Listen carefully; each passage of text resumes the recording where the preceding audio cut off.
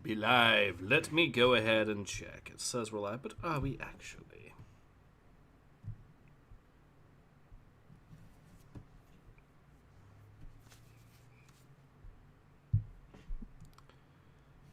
Yeah, it should be.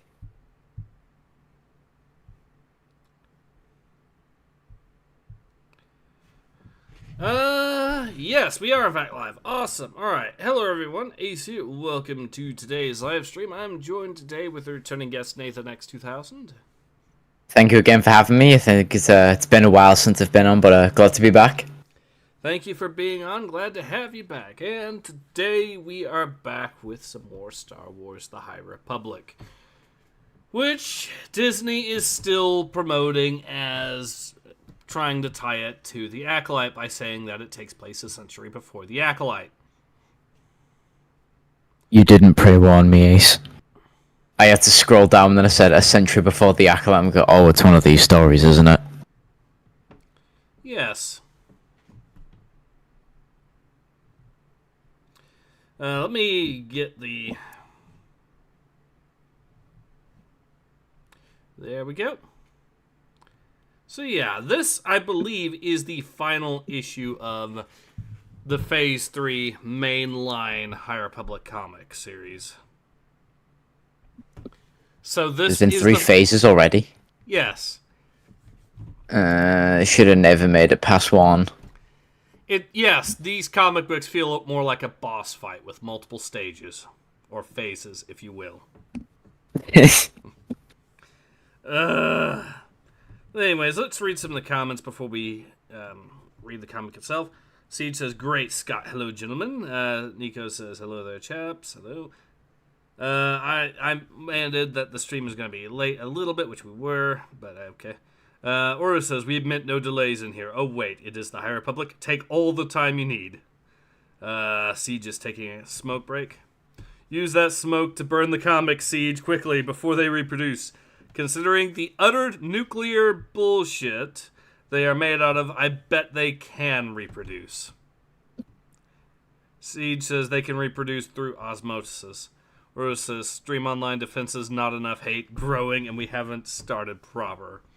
Siege says, so we begin. Yes, the Acolyte is canon according to them. It's there, in the print. Lol. Rose says, High Republic, and now for my final form. Bankruptcy. Please! God, that would be a godsend. Alright, but in the meantime, let's get this pain over with. I feel like Skier here, getting ready to open this comic. Yeah, I feel slightly masochistic to go through all this. Grin and bear it, boys. Grin and bear it. So, the High Republic, you also have Young Jedi Adventures and the Acolyte. I wonder if the Young Jedi Adventures is going to... Please tell me it's not a comic book series. Please tell me it's not. Oh, it will be. You fucking bet it will be. Then we have... Yeah, so this shows us the timeline. And I've also been noticing some other stuff. There's a Disney comic set, for example, in the original trilogy that has 40 fucking issues in it. What? I think it's about a bounty hunter in that, and it's not Boba Fett, it's someone else. So I don't know what it is, but if it is anything like some of the stuff we've seen here, then God help us. Though I will admit, this particular writer is going to be coming to a High Republic comic, but she's going to be a newcomer to the writing, so we'll see if it improves in any way whatsoever. Oh, Jesus Christ. I looked up Young Jedi Adventures, and it's literally the most kiddie show you could ever possibly imagine. It's a kid's show? A show? It is... A kid show is an understatement. This looks like a preschooler show. Something you'd show to like a 3-year-old.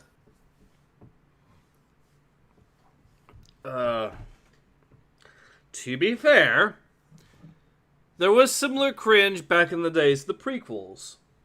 I remember that one CD that Jar Jar's Adventures, whatever the hell it was.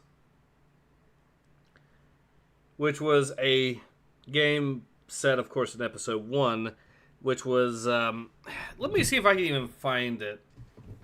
Because I need to find out now that... And you're reminding me, just from the sound of it, a lot of that. Jesus Christ, I'm looking at the artwork now. That is actually cursed.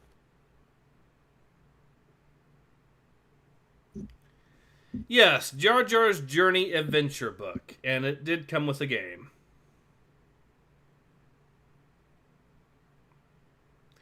And yes, it is very, very cursed.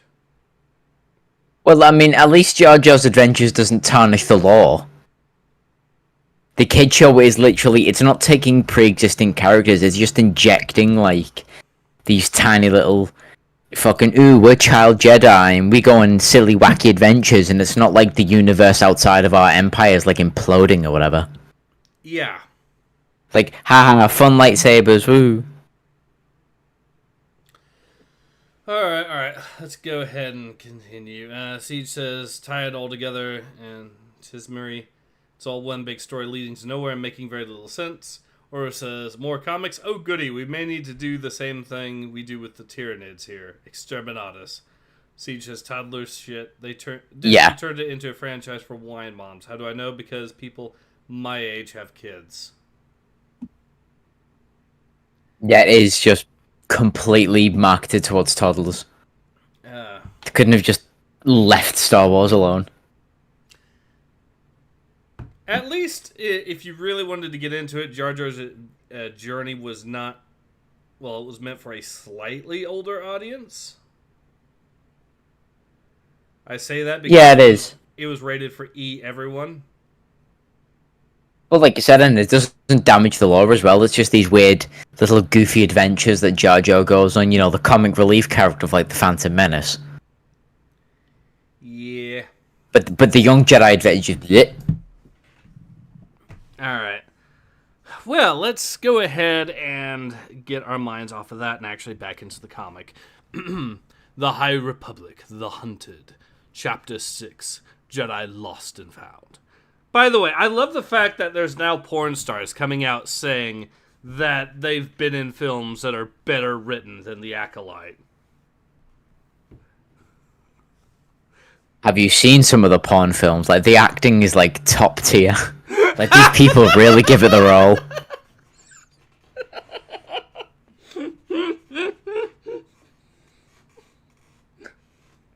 Yeah, I'm pretty sure there are some Star Wars porn parodies that do more lore justice than the actual films themselves. They probably do. But it's not the acting, it's the writing that's better in the porn films. The writing's better, but I mean, the actors just fucking sell it. Like, the absolute false expressions, like, oh my god, Luke, that's not where the lightsaber goes. Yeah, we can use the Force. I'm watching adult Star Wars for the plot. Yes. What the fuck you...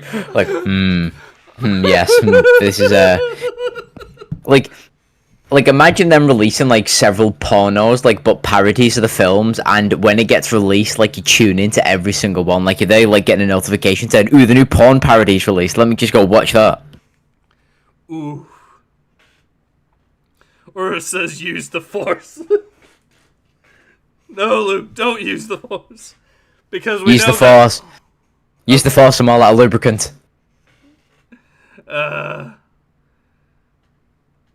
Siege says they stopped advertising to us and went for the mob audience, but totally forgot that the male audience drives revenue and their target demographic doesn't want kids.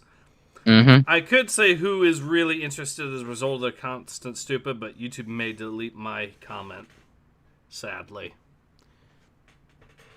Anyways, let's get to this actual comic.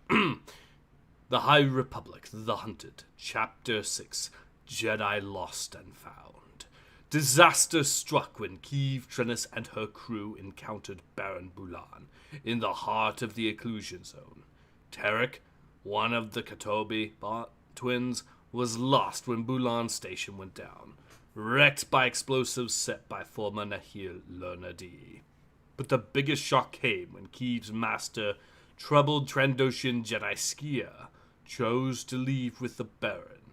Not even D could stop Bulan from escaping, her stolen Jedi Vector crashing into the Baron's ship before Bulan could make the leap to hyperspace. But even as Kiev found herself mourning Lorna's loss, a homing signal was detected, coming from the Baron's fleeing storm cruiser. Is this why Skia went with Bulan? So it could lead them to the Baron's lair. I love how it shows that, or it says that that Tarek died and Tarek died instantly and basically had zero weight to the death. Even though it was already established in lore that Tarek dying should have automatically also resulted in Sarat dying, but I digress. And also, we killed off one of the twins so many times only to be brought back that it kind of feels almost like another fake out here as well. In fact, I'm not sure it isn't a fake out here at this point. So let's see how many people had to read the plot of this comic before it became publicly available. So we got this is always my favorite bit of the comic, because we get to see how many people in the line could not fucking write a story for shit. So we got a writer, a letterer, so 2 people. Then 4 editors, so that puts us up to 6. Then for Lucasfilm, we got a 7th and an 8th person, 2 more editors.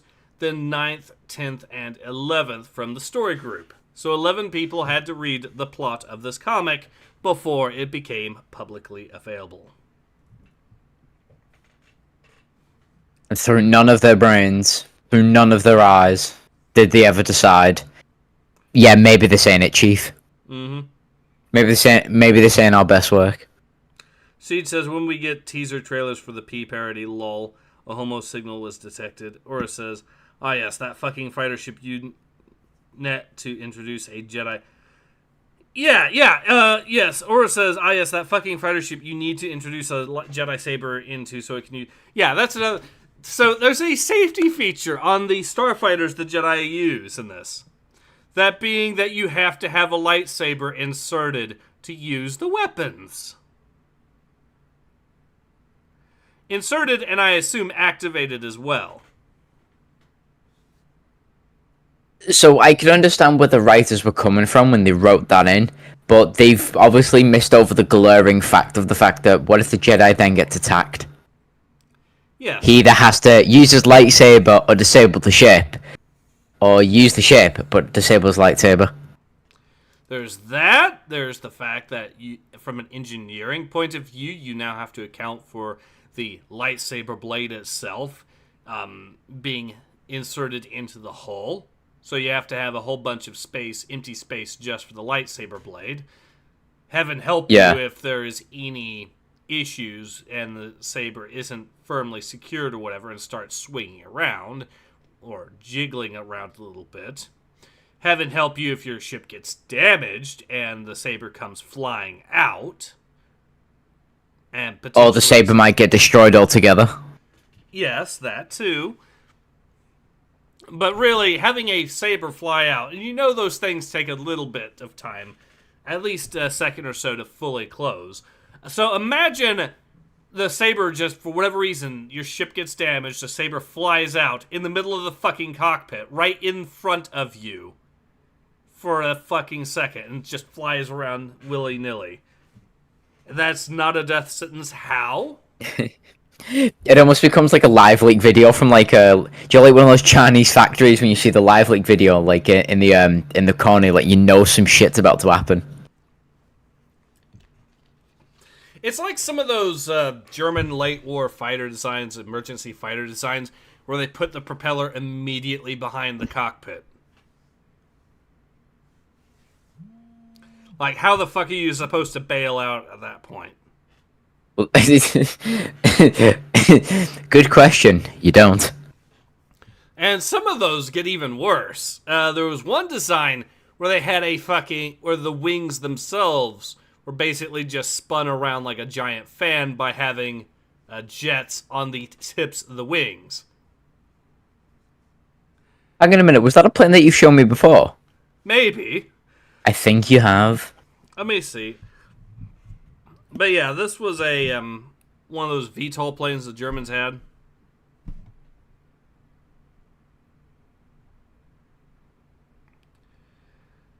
And yeah, like I said, they just had a fucking... Yeah, the Focke-Wulf Triebelflugel, or whatever that is. That was the best pronunciation I've ever heard. Triebflugel, that's what it is. Fucking nailed it. This thing, which I'm going to actually provide a link to, because holy shit, how are you supposed to bail out of this shit?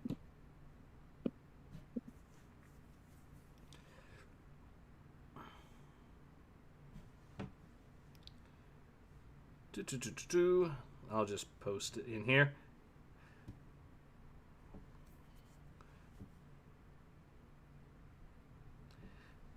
God, I don't want to read a comic when I'm just going to stuff that would probably cause a live leak if it was actually used instead.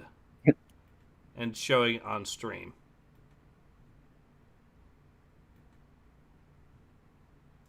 So this bad boy. This thing, the blades were...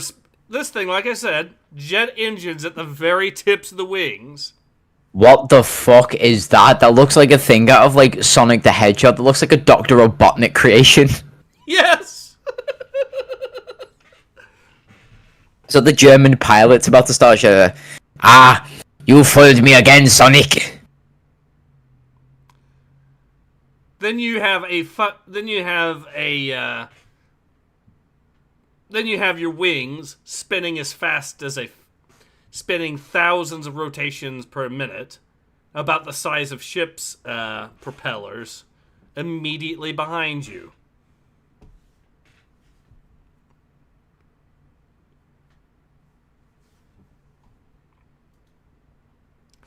Yeah, there's a reason why some of those designs... There's another one that's not quite as awful, but still a fucking atrocious idea that was on similar principles, where that just had basically a massive... Oh yeah, so this thing. So there's one that's in this bad boy here. This one, the blades are at least smaller, and you could potentially maybe the Heinkel Lurche, or whatever it's... How the hell you supposed to pronounce that? There's another design that's in a very similar... That's similar-ish, but you have a propeller blade.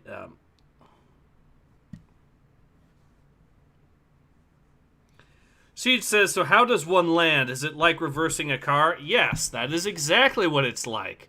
And if you thought parallel parking was bad, here's the other one, by the way. The Heinkel Lurke. With propeller blades in the middle of the duct wings. Fan duct wings looking things. That is actually cursed. I don't know. I think the previous one was way more cursed. Jesus Christ, it's almost like you know the way they gave like the infamous like Panzer Chocolat to the soldiers. I think the fucking scientists run it as well.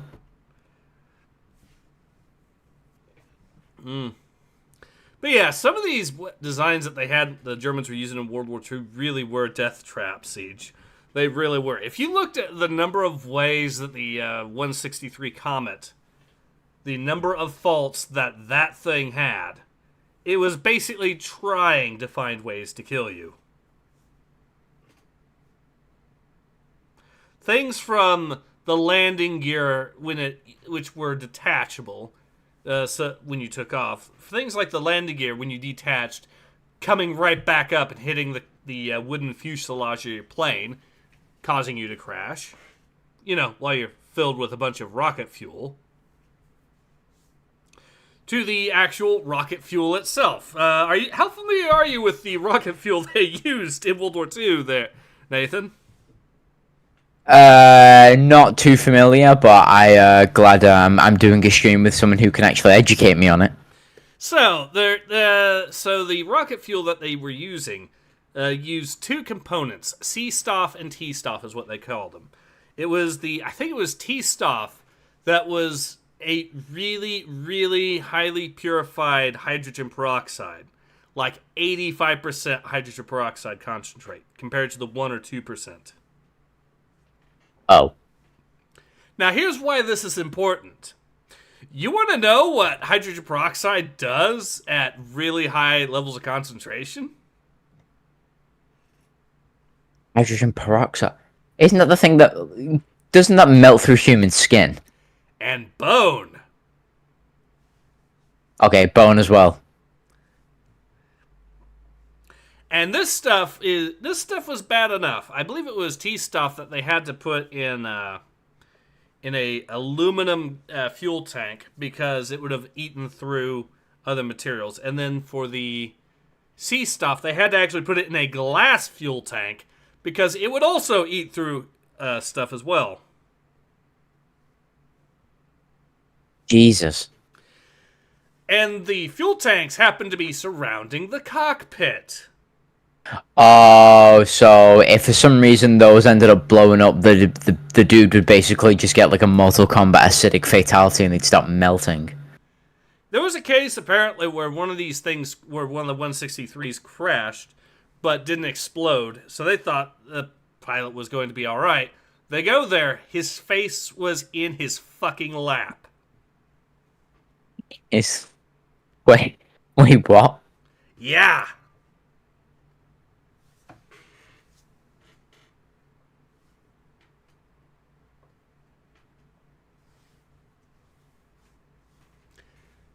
So that was a thing. Another problem with the 163. So it's a wooden designed aircraft, which meant that it had to be held together with glues. Guess what? During World War II, one of the areas where the Germans were actually behind, technologically speaking, happened to be in making quality glues. Oh, so the glue wasn't worth shit then. And it also had a nasty habit of being sabotaged. So the planes also had a nasty habit of just disassembling themselves at random mid-flight. Oh my god, it makes it sound like a fucking Lego vehicle. There's the fact that the fuel was so dangerous, for the record, that if you left any of it in the, that if any of it just so happened to be left on the 163 when you landed, it had a tendency to just blow the plane up instantly. Oh, and yeah, also on that subject, you had to, because of the corrosive materials, they were actually making the pilots wear uniforms made with asbestos to try to offer some protection. Oh, asbestos, that funny little chemical. So there was that. The landing itself, you landed with a wooden skid as your landing gear to actually land, because you jettisoned the wheels. Mm. And those, if you landed too hard, could not only, again, break up the plane, but could also cause you to have severe lifelong back injuries. Because you're landing a plane that is going hundreds of miles an hour on a skid.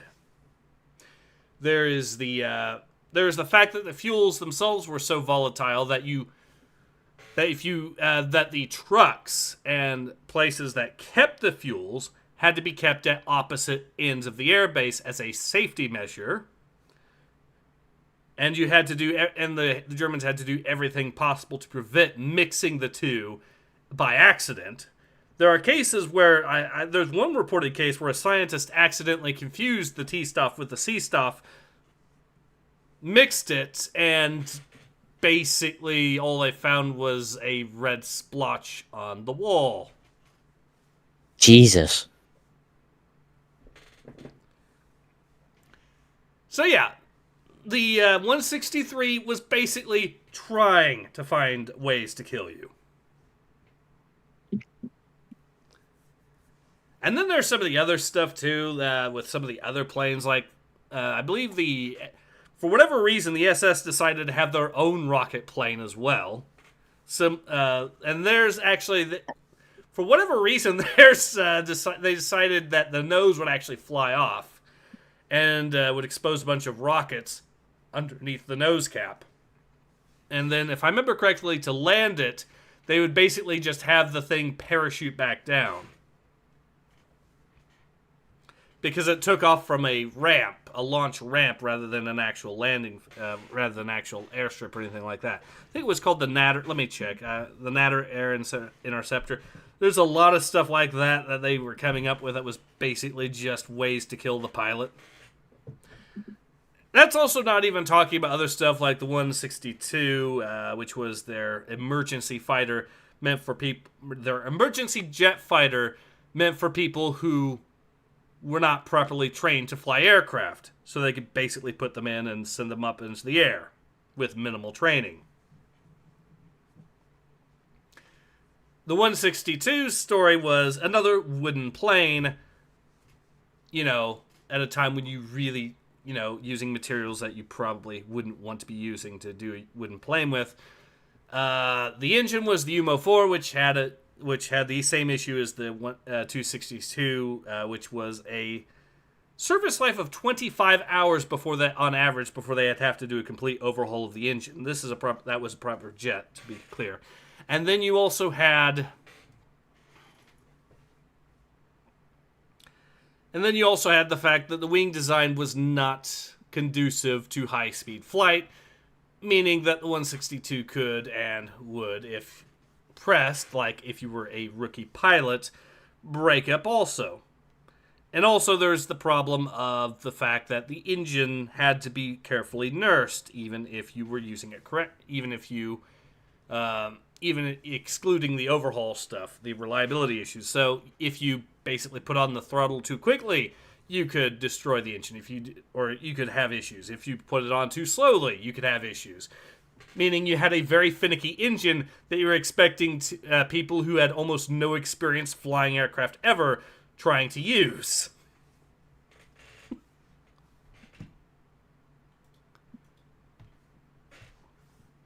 So yeah. A lot of the wonder weapons that they designed were basically fantastic ways to get people killed. The same is true also for some of their ground stuff. Like, the Germans had a portable flamethrower towards the end of the war made out of wood. What the fuck? That is like a direct contradiction. A wooden flamethrower that was a single-use weapon that had a nasty tendency to just randomly explode. Which was a extra bit of a problem because the guy that would have been using it had it slung under his shoulder. So let me guess, when it exploded, it completely just blew his arm and his torso off. Or engulfed him in flames. Most likely the latter. Insta-kill. Yeah, so needless to say, some really, really bad ideas were had.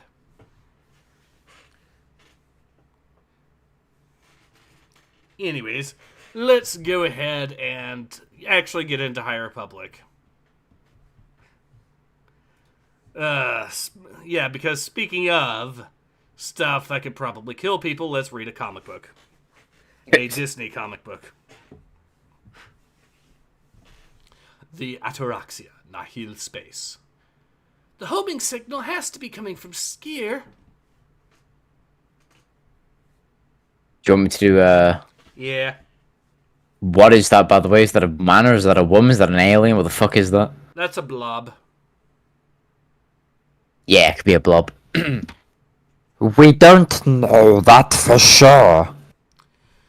Why else would he go with Bulan Orbalin so we could follow? That may be wishful thinking, Kiev Trines. Master Skier's behavior of late has been erratic, to say the least. He's not the only one. We've arrived. Not that it's much to look at. An asteroid. And no sign of the Baron's Bulan ship. Scan for heat traces, energy signatures, anything. Also, what the fuck is that face? Look at just how badly drawn she is there. She looks misshapen. You mean the panel in the bottom left? Yeah. You know what's kind of fucked? When they draw the alien blue bird a lot better than they actually draw the human being. Yeah. Speaking of bad panels, the one right after too. Jeez, she's got no fucking pupils. Sarah doesn't have a face, but he still looks like he has more attention to his eyes done than she did, even though he's farther away. Little alien bug definitely has more attention done, because you can actually see the little black dots where the eyes are there. Yeah, that's what I mean. They've drawn the bird better than the human. The panel on the bottom left, her eyes are so far apart, she looks like a fucking hammerhead shark. They're also not even aligned. One is higher up than the other. I know. Her nose is crooked. Her mouth is crooked. What the fuck have they done with this image? I reckon that's not even the real Jedi. I reckon that's just like a secret doppelganger that's managed to like shapeshift its way on the ship. Yes, we've secretly introduced the Changeling to Star Wars High Republic. Yes. Funny we should be talking about that, because I've been just going through a Changeling playthrough of Warhammer 3. No. Wait. What? Total War Warhammer 3. Yeah. Okay. I forgot one of Zinch's generals was called the Changeling. Yeah, it's actually... I don't know if you played him yet or not, but he's actually kind of interesting. They made him a Horde faction. Fantasy's not my thing, so I don't play Total War Warhammer, but I love watching other people play it, because it's amazing. Have you ever played Total War Warhammer on your channel? I think I tried... Well, I have done the video showing how to get it to run on the Steam Deck, Warhammer 3. Yeah, about like a dedicated you playing the game. I did do a stream of Torox the Brass Bull, me playing a little bit of that, but it was a pain in the ass to set up because, for whatever reason, Warhammer 3 does not like some of the streaming software that I use, so I had to use some other stuff, and yeah, it was just a mess. And Jesus.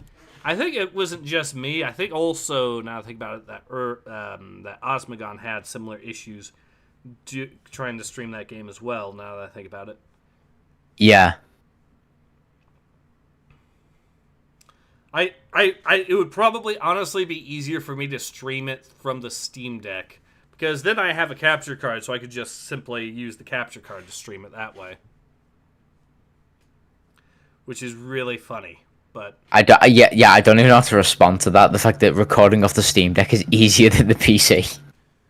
Well, it's not really recording directly from the Steam Deck itself, it's using a capture card from it to do it. Or using a capture card I have hooked up to my PC to do it. But yeah. See, yeah. Let me make sure that YouTube isn't hiding comments from me or something, because they like to do that for reasons. Yes, they have! They have absolutely been hiding comments from me. Okay. Have you put the chat settings to live chat? Because that's what I always do. Because it unfilters them. I do, but it still hides them from me. Damn. Alright, so I'm going to pick up where I left off. Stickman says, hello there. That's a crazy looking rocket. Oh, hell no. Wooden planes is a terrible idea. Yeah. Or says, don't you love these streams? We learn so much, and we avoid the comic as much as possible. Stickman's laughing, Siege is laughing. Stickman says, to me, let me guess, they had no budget for metal. Well, they did actually have metal. It's just that it was a wartime material. They had to make it last as much as possible, because they're in a war of attrition where they are losing the attrition fight. So they had to start making stuff out of stuff that isn't as critical for specialty stuff like really high-end tanks and whatnot. So what do? Wood! Stickman says, lol, now. What the fuck is that face at the bottom right? Yeah, now that you mention it, that face also is fucked up. The fucking distance between the eyes and eyebrows. Yeah. And that frame on top gave her so much forehead. She has one hell of a receding hairline. She's got the hairline of like a 50-year-old like middle-aged man. Yes. Stickman says to me, every panel has a new error. Nico says, the blob is hungry. Veets Creed. Best High Republic ending. Siege says, goober face. Or eats crew. Okay. Siege says, goddamn man, this art is total borked. Yes. The sad part is, this isn't even that bad compared to most things High Republic. At least if you go, once you get into High Republic Adventures, this is not anywhere near as bad as that. Yeah, this is tame. Siege says, to Stickman, I used to ink many years ago for a very small comic studio. This hurts me, and that was a place that had a habit of butchering our work. Nico says, lol, an asteroid must feast to celebrate. Rose says, YouTube is a bitch, and new update sucks balls. Siege says, it's at least consistent stick figure, and alright. The Stickman says, exactly. Alright, let's go ahead and continue. Do you want me to be the droid? Can I be the droid? Yes. Yes! Yes! Results are inconclusive. Could be minerals in the rock interfering with the sensors. Q4, you have the ataraxia. The rest of you with me.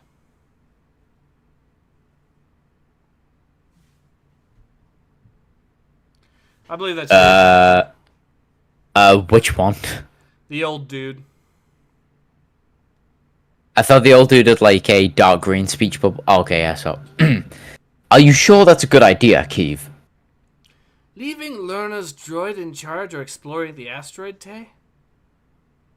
Either. No, that's my character. Whoops. Oh. Either, both. Skier's here. I can feel it. Master Skier's connection to the Force is diminished, Keeve Trinus. Almost non-existent. You don't have to remind me, Cert. I just need to... There! Beep, beep, beep. The homing signal. And more importantly, a hidden facility. Safe from prying eyes. And the sealed bolt hole from the days before the Urzi? No way to know. Or get past the energy shields. Fields, sorry. More of that artwork, too. Why does she now look... The face side-on profile isn't doing her any justice either. You know it's bad when the fucking gelatinous blob has more facial expression than the way they've drawn the human. Yeah. And Sarah Ear is not looking much better either. No. Unless we suddenly receive access codes from a mysterious benefactor. Bedeep.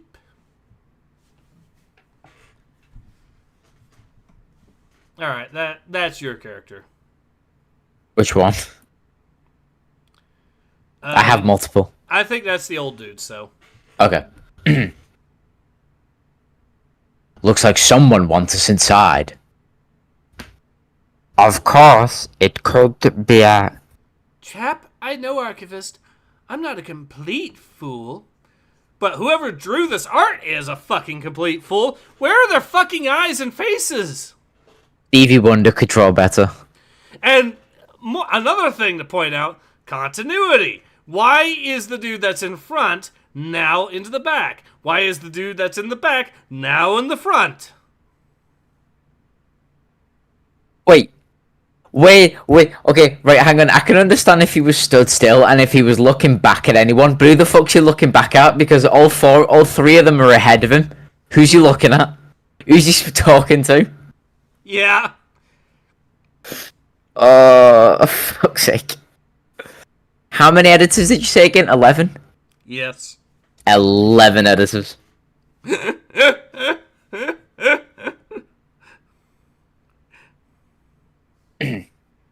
No one said you were, Keeve.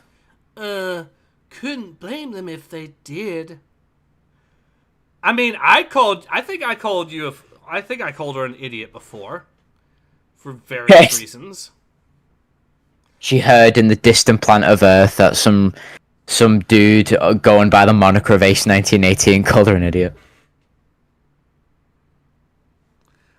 You feel it too? Holy shit, her eyes! There's absolutely no consistency. Her teeth. She's got the teeth of a jackrabbit.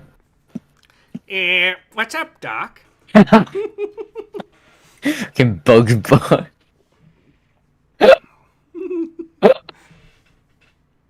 Fucking nibbling on a carrot. Oh, that's amazing. The way her lip there, it even looks a little bit like you'd expect someone to do a Bugs Bunny impersonation. Yeah. You can tell that she does not see with her fellow Jedi eye to eye. No.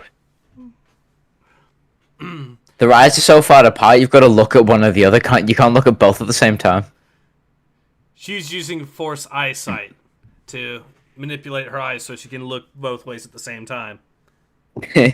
It's how she checks traffic before she walks across. Bulan's nameless. The Baron can't be far apart. Orbelin and I will find Skier. Seret, you and Tay scout the base. See what else you can discover about Bulan's work. We might want to check in with the newest member of the rescue party. Looks like someone came along for the ride. Oh no, Palestinian child. Why wouldn't she be there in the first place? You had to... Okay, please tell me they're just doing a figure of speech and didn't realize that we might have mistook that for them wondering why they took the child with them off the space station that was actively fucking exploding. Please tell me... Okay. I'm going to... The story shit, the writing shit, the artist shit. Do you really think like the way they talk is going to be any less better? No, I don't. Let's read some more of these comments. Black woman's Canthal tilt goes crazy. Keck. And Uru says, why do you complain about eyes, Ace? Every time we see eyes up close, they are like a chameleon looking west and east at once. Perhaps also looking backwards at this point. Considering that first panel there, boy, is that not a quote that sums up that image. Siege says sequential art is not their strong suit. A shame considering they are creating sequential art. Yes. Stickman says Sid the Jedi.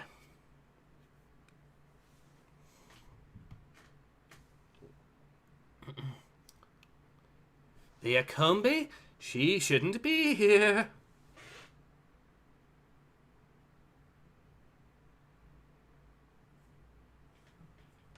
Wait a fucking minute. What the fuck?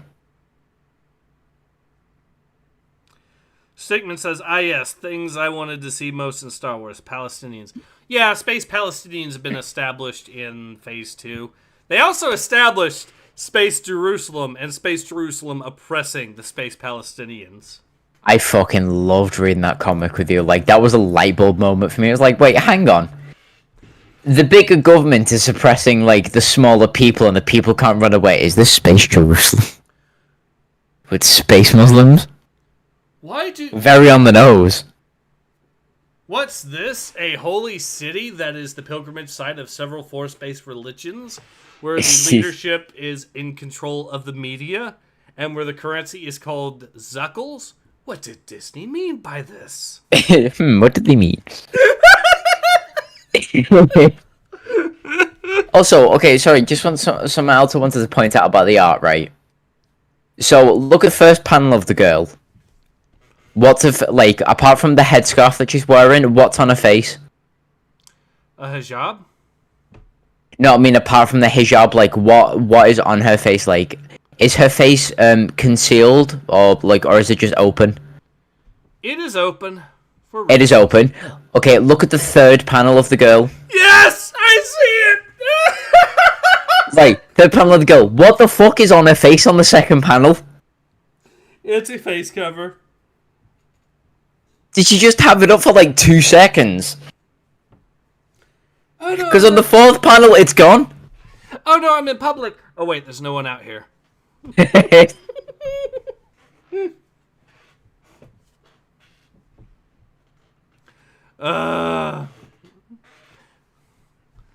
So yeah, the pain will continue. Siege says, toss a shekel to your Judy. Judy.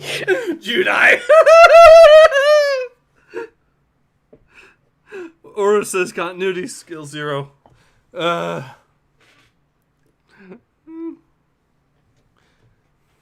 God. There are so many things there with regards to the whole... Right, I'm guessing it's my line, isn't it? Yeah, Stickman says, that's the squarest face on a woman I've ever seen. Yeah. Aura says, wait, let me rephrase it. No continuity. Remember, the 5-finger glove. Remember the Trandoshan without boots suddenly having boots. Yes, they gave Skier a 5-finger glove even though he doesn't have 5 fingers. And then to be honest, I'm surprised Duros didn't point out like the worst continuity shit of like the thing you pointed out of the Jedi like changing skin colors from panel to panel. That's the worst. It's the man of 1,000 races. It's Michael Jackson like in the black or white music video where it just changes. One moment it's Michael Jackson. The next moment it's Uncle Ruckus.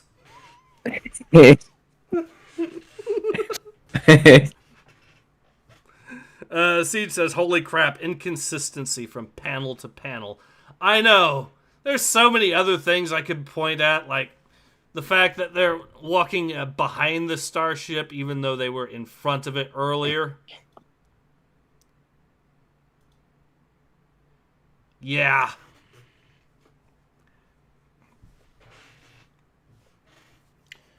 But Wait a minute. Hang on.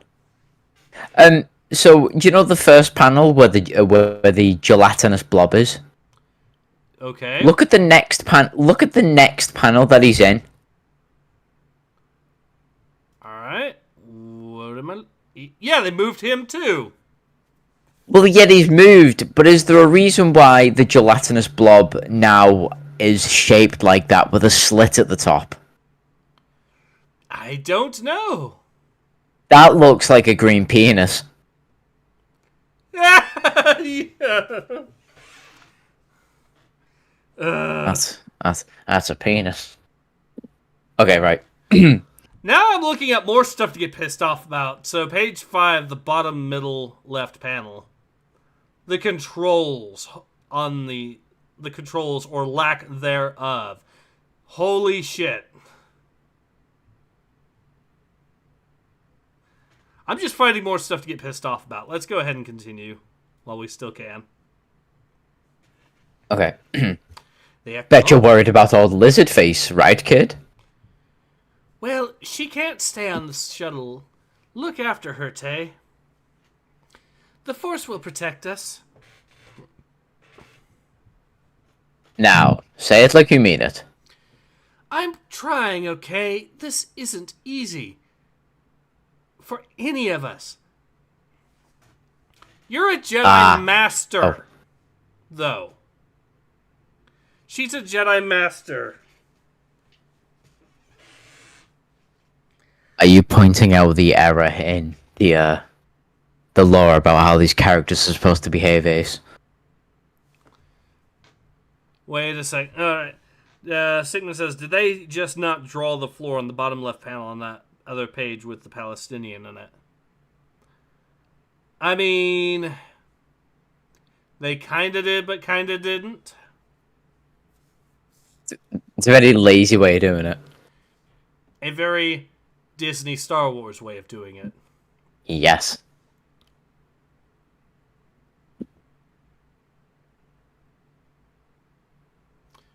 Alright, let's continue. The joys of creeping through spooky abandoned bases.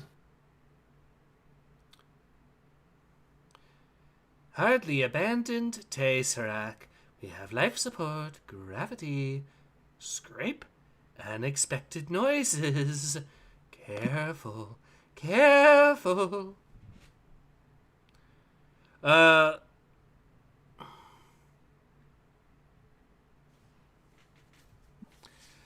Stickman says, I meant the wall, just all black. Okay, yeah, they did, but you could try to argue that this is a stylistic choice if they put any effort into anything whatsoever, but unfortunately they did. Holy shit! I'm now finding other stuff to bitch about. Look at his fingers. They've morphed his fingers together. With the hand that's sticking out.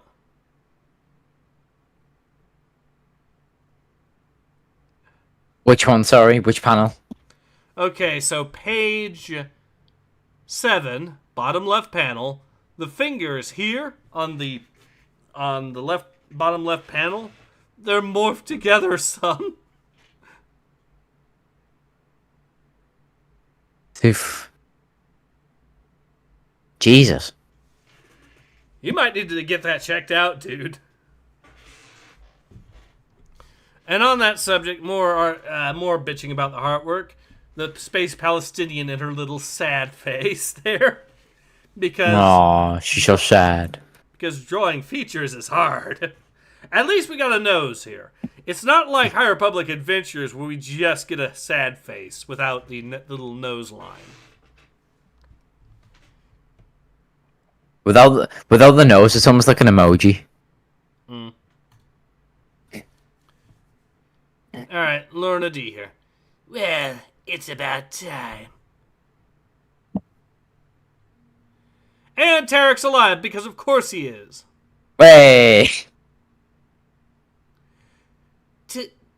Tarek lights up lightsaber immediately upon seeing him. And why is it that the most detail we've got in this entire comic has been the smudges of dirt on this dude's face? I love the face above it. Like, that's my face reading these fucking comics. Yep.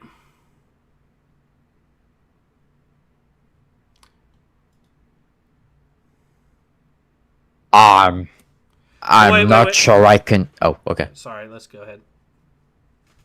We can go ahead? Yeah, go ahead. Okay. I'm not sure I can continue, Keeve. The sense of dread is intolerable. Which is exactly how we know we are on the right path, Orbelin. Follow your fear and you'll find the Nameless waiting for you. Jedi telling other Jedi to follow their fear. I wouldn't be surprised if the next time that she lit up her lightsaber, it was fucking red.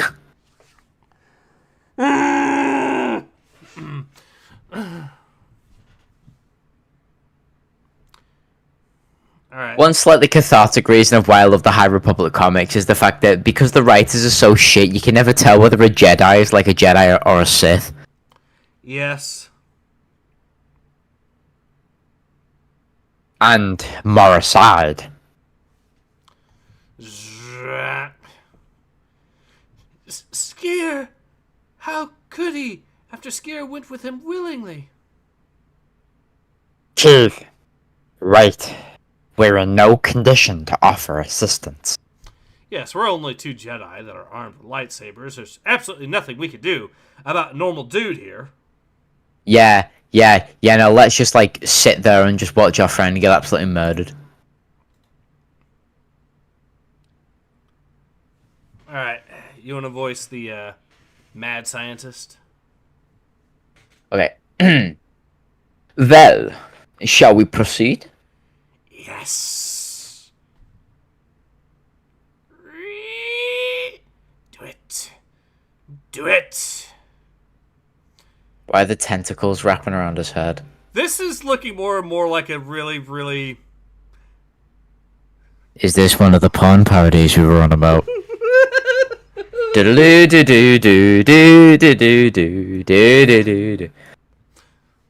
Tonight's episode, the writer's poorly disguised fetish. Yes. Getting chained down, zapped, and then having weird creatures with tentacles climb up on top of you. Are you sure he was absolutely kosher?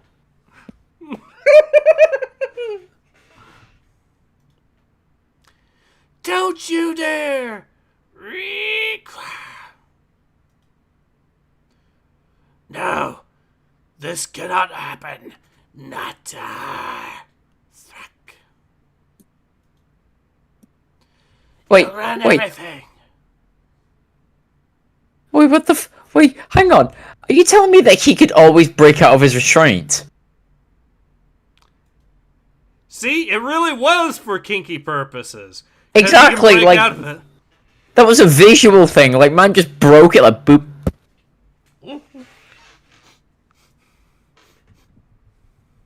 Yeah. Savage brute. This is not what we agreed.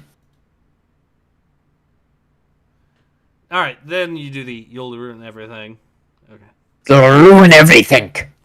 Let me read some of the comments here while we continue.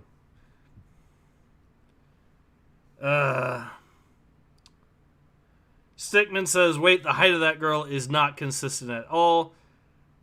Siege says, what is that? His hand is broken. Stickman says, that Palestinian girl is close in height to the old guy, so how the hell is the girl small on his shoulder? Oh, God. I kind of have to look now. You have tempted, Ace.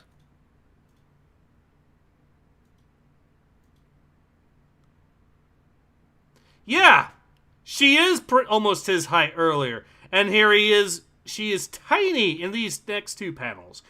Consistency!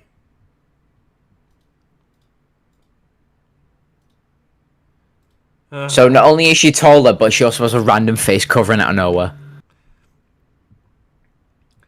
Ura says, of course Tarek and Lorna are alive. No one fucking dies in this comic. We want them all dead for fuck's sake. Stickman says, what the fuck is that face at the bottom right panel, Lamau? Siege says, space Palestinian girls disappeared while on his shoulders. Yes, she did! Also, his eyes! Must be that space Palestinian magic. Let me see something here. Oh.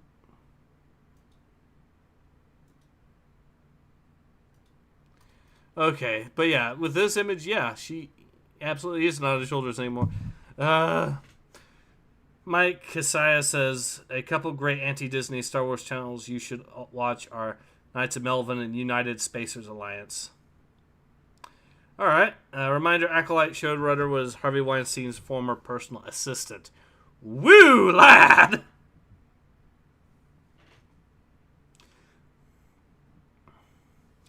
Siege says, expressions. I'm sorry, what? Stickman is laughing.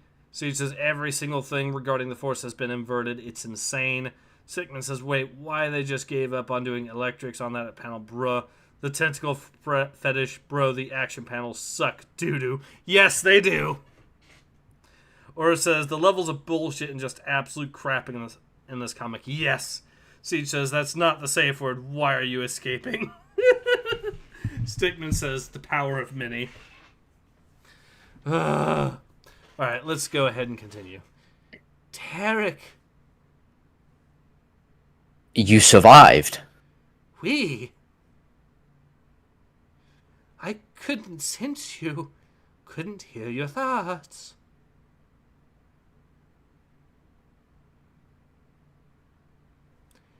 Yes, I closed our bond, so the pain I experienced didn't immobilize us both. But what happened after the explosion?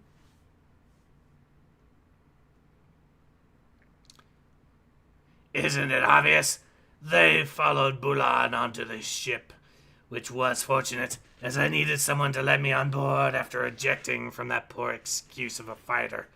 Just in case you were wondering what I'm doing here, thanks for asking. So, the homing signal. Was from us. Not Skier.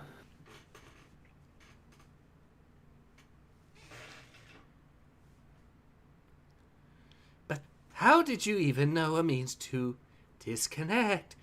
It's something I've wanted to for a long time now. My own space, my own mind. Is that the equivalent of a space divorce? I want my own space. I want my own mind. I've wanted this for a while now. Your own mind.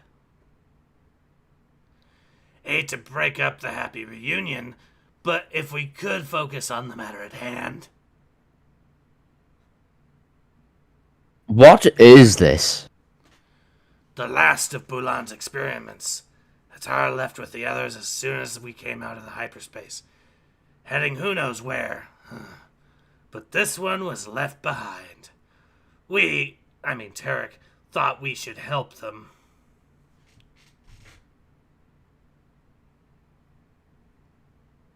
Looks like they're past help. I'm sorry, Lorna. No need to apologize. Makes no difference to me. Okay, so that just is a thing, and we're going to completely move on past it after setting it up. Okay, then. No difference at all. Pfft. The stupidity of this godforsaken writing.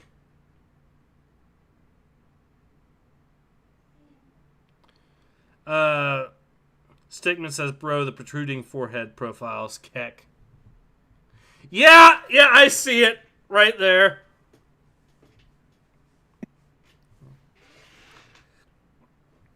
She's having a big brain moment.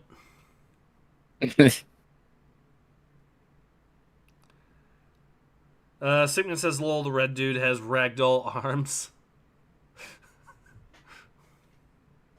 Siege says, the homing signal worked perfectly. And what the fuck? Is that Palestinian a dwarf? Yeah, look how tiny she is. Earlier, she was almost standing up side to side with Tay there earlier, but now... Jesus Christ, she keeps... We were making fun of the one dude that kept changing races, but this... The changeling has a new form. Instead of the man... you were ready for the man of 1,000 races, but have you met the chick with 1,000 heights?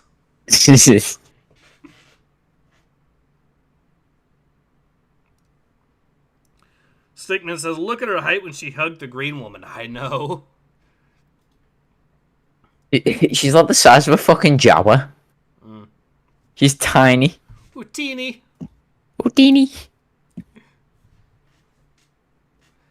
But Bulan, this needs to stop. You need to stop. No, apprentice. This is not the way. I'm not your apprentice, Skier. Not anymore. You're not in your right mind. I understand how that feels. So grr. Ah! And as a viper in the nest, the pop brought reinforcements, my friend. He is not your friend. Tell him, Skier. Tell me why you're protecting that monster.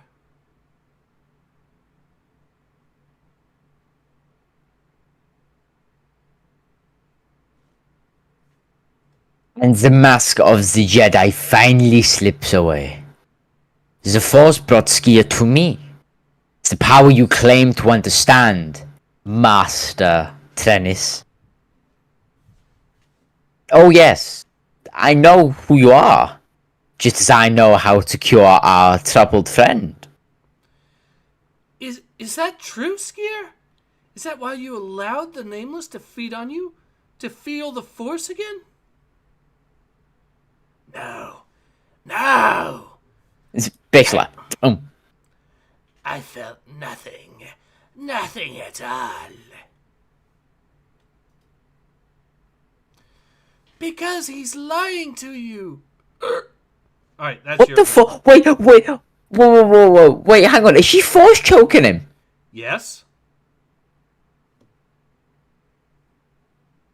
Isn't she a Jedi? Yes? Aren't they not supposed to force choke people? To be fair, Luke technically did force choke people. But that was... In the comics or the movies? In the movie, episode 6.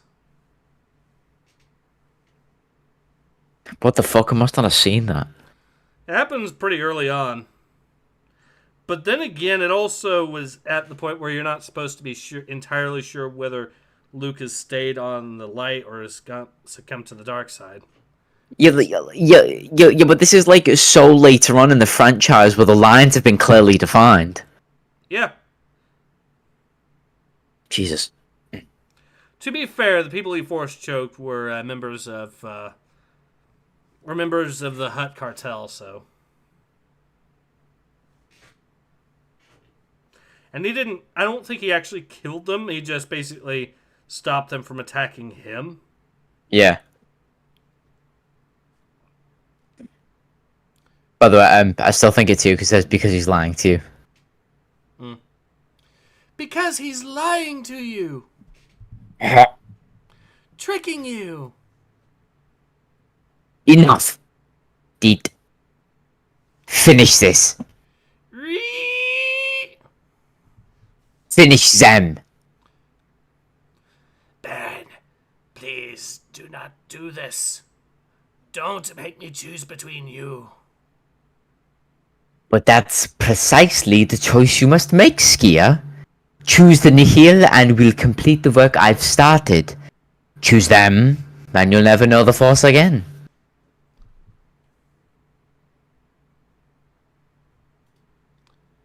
Skier, please, help me. Shh. Do what you must, Baron. Skier. That panel is drawn way too good for like the whole tentacles on the face. Yes, it is. That's making me uncomfortable. We know...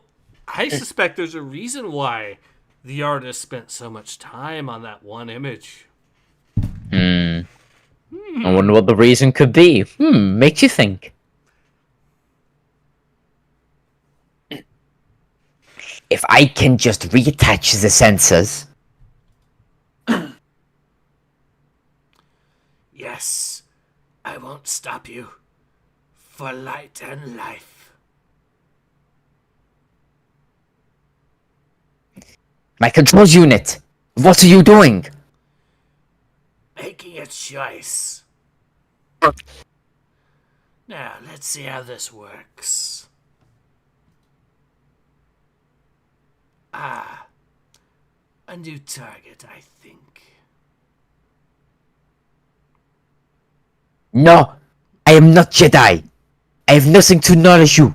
No connection to the Force to extract!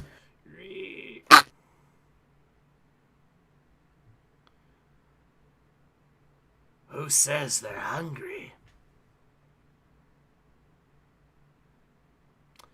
Skier, stop. You said it yourself. This isn't the way. For any of us. Go to the farthest corners of the base. Leave us. Leave my friends. I love how her face was literally disintegrating, and then the little disintegration just falls off, and she's perfectly fine with zero issues whatsoever. The rage. I need to read some of the comments. Give me a moment.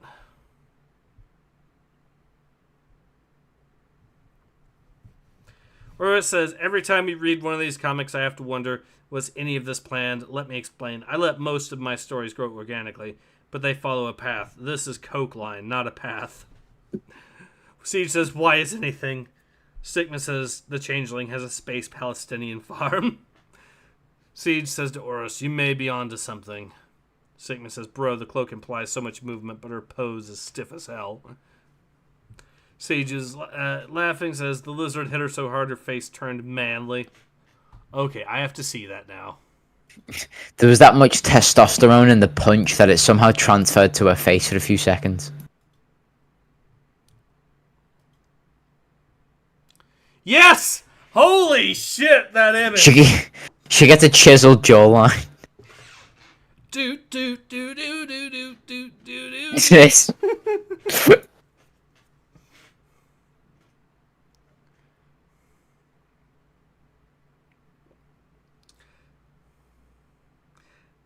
Stickman says, I do not have attraction to tentacle men. Siege says, so many layers of shit here. Stickman says, re lamau. Yeah, they make the re sound. Siege says, for him to be lying, I would have to know what he's lying about. Stickman says, bro, that's Sid without the nose and mouth. Whoa, hell nah. Siege just is at loss for words. Or it says, we all know why the tentacles were well done. Someone loves hentai and is ashamed of it. Stickman says it took so long because he could only draw with one hand. Bro, he grabs Sid by the face, but the next panel it's kicking him. It is him kicking Sid how?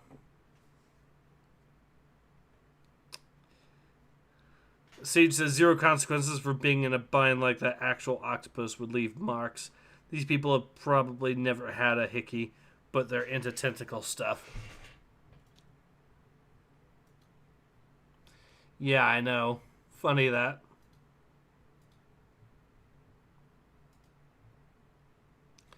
Alright.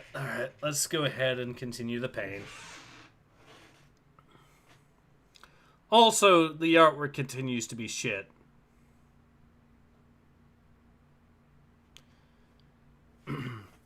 Thank you. I feel better already. We can tell. Slowly turning into dust is just completely reversed. I am sorry I trusted him, even for a moment. I'm sorry too, but it's over. We're together and we can go home, where we will find a way to help you. Home to the Republic. And the Order. If they still want us.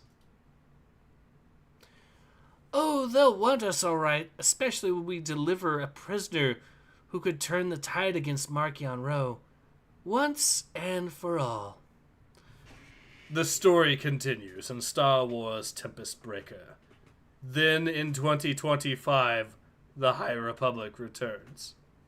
Right. Cue the fucking Darth Vader though. No.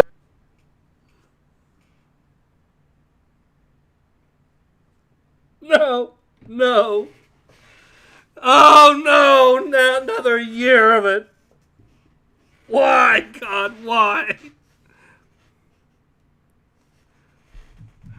I was hoping Phase 3 would be the fucking end of it. But wait, there's more.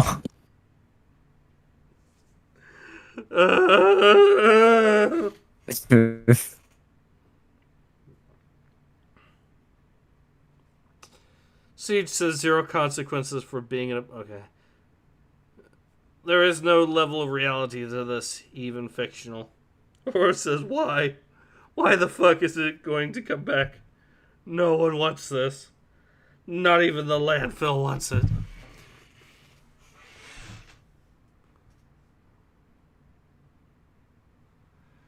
Let's see if there's anything to bitch about in this last panel, which is supposed to be epic looking. Well, okay, so Tay's eyes are definitely a little fucked up. One's looking... They're both looking to the left, but one's looking up left, and then the other's looking low left. Coming 2025, High Republic, presumably Phase 4. Let's read some of the comments from this. Sarder says, I like how they tell you 100 years before the Acolyte on the cover. You'll get more readers reading as long as it's clear your book has nothing to do with that trash. Saya Dubray says, so issue 24 in 2025.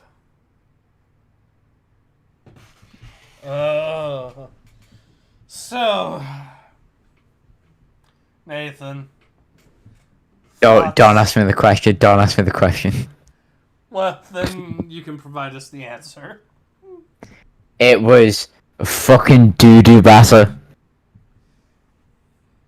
Doo-doo batter after an Indian curry platter. Like, holy fuck, that was bad.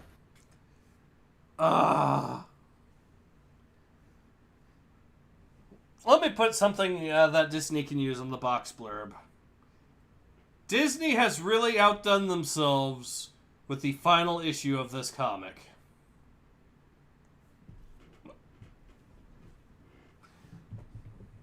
This genuinely is like a monthly competition to see if they could fuck it up even more.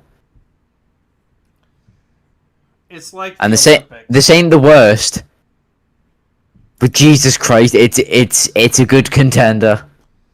Yes. The worst part, though, was the very ending,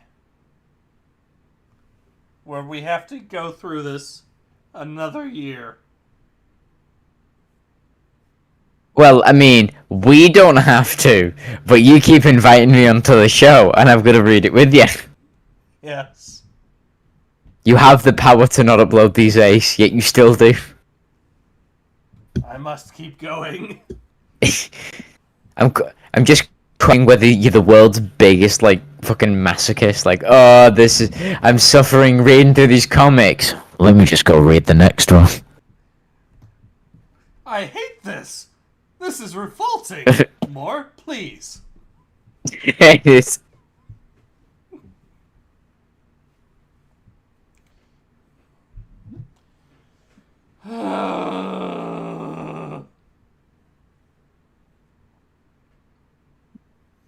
Siege says, the pastels, I hate all of this.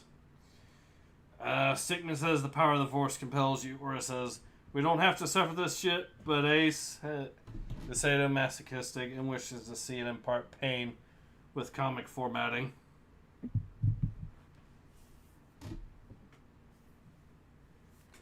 So, yeah. Is this a comic worth reading? No. Stay away from this comic. Do not. Hey, toilet paper costs like a few dollars, right? But this comic, no doubt, is on sale because nobody's buying it. It's cheaper than toilet paper if you want to use this. If you can find it in your local store. But the only benefit. Here's the problem. It will be cruelty to the fish once it enters into the rivers and whatnot, because then the fish have to see this atrocity. I guess the many documented communities of fish that hang around the sewer pipe waiting for the next issue of Star Wars: The High Republic to float down. Yes. What we should do is take these comic books and issue them to the prison system. We will be so successful in reforming inmates if we were to do that. We could interrogate terrorists with this material. We could execute people via Cuban healthcare with this material. Wait, Cuban? We can execute people, kill them, with Cuban healthcare using this comic. Oh, I thought you meant, like, I thought you were going to say Canadian. The Cuban healthcare system's god-awful, too. Oh, okay. The difference is the Canadian healthcare system at least tries to make it quick. The Cuban healthcare system does not.